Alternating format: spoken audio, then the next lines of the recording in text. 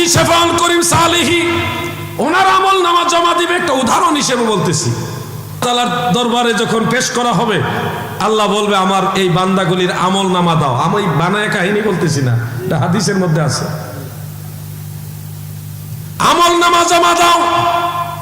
মুফতি শেফাউল করিম সালেহী ওনার আমল নামা জমা দিবে, একটা উদাহরণ হিসেবে বলতেছি। আমল নামা জমা দেওয়ার পরে আল্লাহ তাআলা আমল নামা নজর করে বলবেন, আল্লাহ তো আগেই জানে এটা একটা ফর্মালিটি জাস্ট।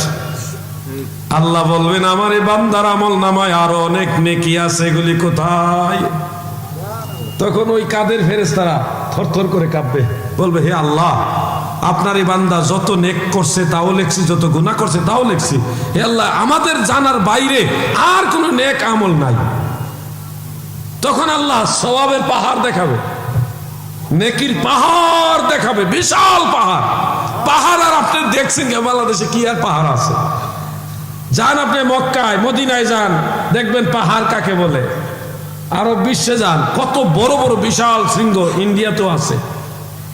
উহুদ পাহাড় হাজী সাহেবান্না দেখেছেন, 7 মাইল 7 কিলোমিটার লম্বা একটা পাহাড়। 7 কিলোমিটার লম্বা একটা পাহাড়, ওটার নাম উহুদ। এই পাহাড় এরকম না, আল্লাহ যেভাবে দেখাবে ওরকম বিশাল পাহাড় পরিমাণ নেকি সওয়াবের পাহাড় দেখা বলবে আমার এই বান্দা, আমার এই মাওলানা আলাউদ্দিনের আমল নামায় এই নেকিগুলিও আছে, এই আমলগুলিও আছে। ফেরেশতারা তখন বলবে আল্লাহ, আপনার দরবারে ক্ষমা প্রার্থনা করছি, আপনি দয়া করে আমাদের জানান এই নেকিগুলি কখন করছে, এই সওয়াবগুলি কখন করছে।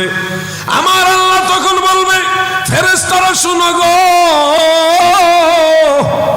আমার এই বান্দা জিকির করতে করতে করতে করতে এমন এক প্রকার জিকির তারা করেছে, সেটাকে বলা হয় জিকিরে খফি, যেটা কালবের মধ্যে জাগ্রত হয়, লতিফা সমূহের মধ্যে জাগ্রত হয়।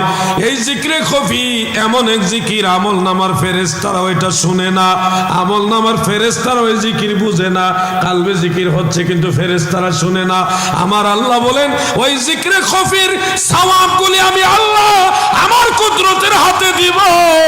আজকে হাসরের ময়দানে সবগুলি নাকি আমার এই মুমিন বান্দার আমল নামায় যোগ কইরা দাও। সুবহানাল্লাহ।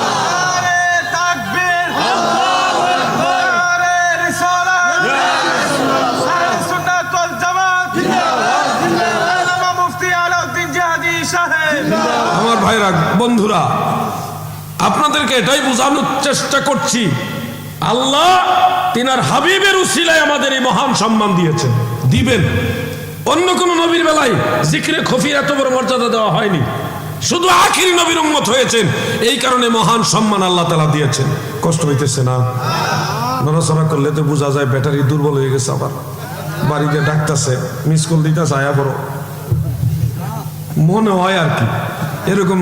আসলে এত ক্ষুদ্র পরিসরে মাহফিল আমি জানতামই না, যা বন্ধু মানুষ দাওয়াত দিয়েছে আসতে হয়। আপনারা কি আসলে বিরক্ত হইতেছেন না তো? মিশা কথা করনি, আবার ওয়াজ শুনলেন না, দরবার দরকার লাগে, তারপরে মিশা কথা কইেন না।